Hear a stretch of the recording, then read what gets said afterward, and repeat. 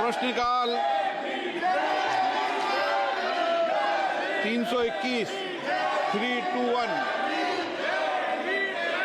माननीय सदस्य प्रश्नकाल में सहयोग करें। आप कुछ बोलना चाहते हैं? धन्यवाद अध्यक्ष जी। मैं ये कहना चाहता हूं कि कांग्रेस पार्टी ने हमेशा बाबा साहब का अपमान किया है। जब बाबा साहब जिंदा थे तो उनका तिरस्कार किया है।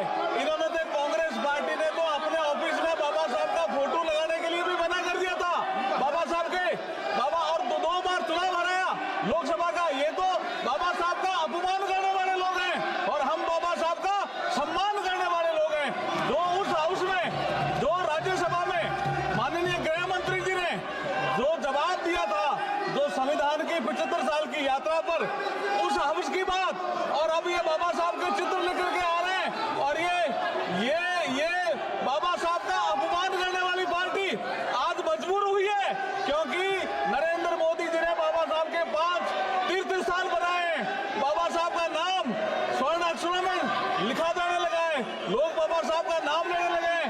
तो मजबूरी में ये बाबा साहब का नाम ले रहे हैं। इनका कोई सम्मान नहीं है बाबा साहब के प्रति, कोई सम्मान नहीं है।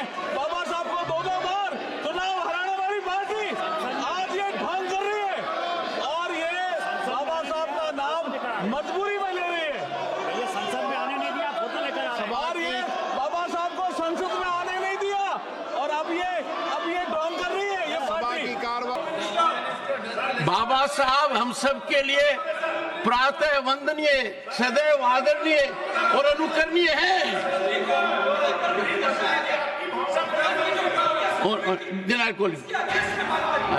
Honourable minister, honourable chairman sir, कल बहुत साफ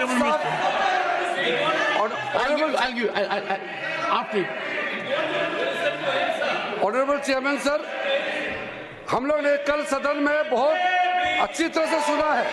गृह मंत्री जी ने बहुत साफ शब्दों में बाबा साहब भीमराव अंबेडकर जी के बारे में हमारा श्रद्धा का भाव को प्रकट किया था और साथ साथ में ये बताया कि बाबा साहब अंबेडकर के जीते जी कांग्रेस पार्टी ने अंबेडकर जी का कैसा अपमान किया और बाबा साहब को जीते जी और बाबा साहब परिनिर्वाण होने के बाद भी इतने साल तक कांग्रेस पार्टी ने भारत रत्न से नहीं नवाजा गया और साथ साथ कांग्रेस पार्टी ने बाबा साहब को इंसल्ट करके 1952 में बाबा साहब को चुनाव में षड्यंत्र के तहत बाबा साहब को हराने का काम कांग्रेस पार्टी ने किया है।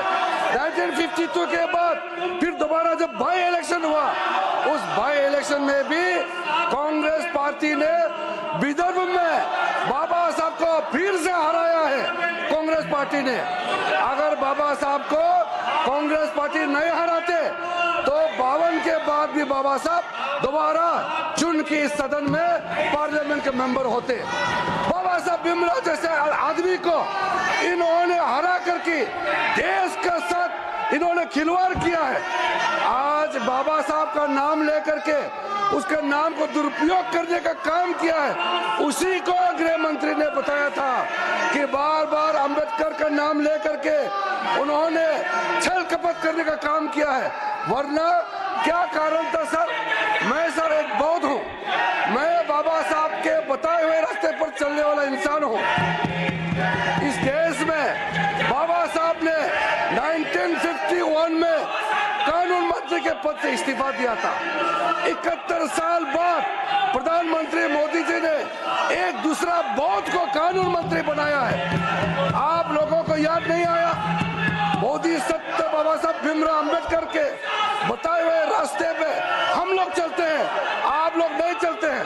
सर ये लोग ढोंग कर रहे हैं, मैं कड़ी आपत्ति करता हूँ। बाबा साहब का नाम को वोट बैंक के लिए जो दुरुपयोग कर रहे हैं, इसको मैं निंदा करता हूँ। और आज मैं अध्यक्ष सभापति महोदय जी, मैं फिर से आपको कहना चाहता हूँ, जो 5 तीर्थ स्थल आदरणीय प्रधानमंत्री मोदी जी के नेतृत्व में बाबा साहब अंबेडकर जी के नाम में जो आज काम चल रहे हैं उसका 2026 में मुंबई के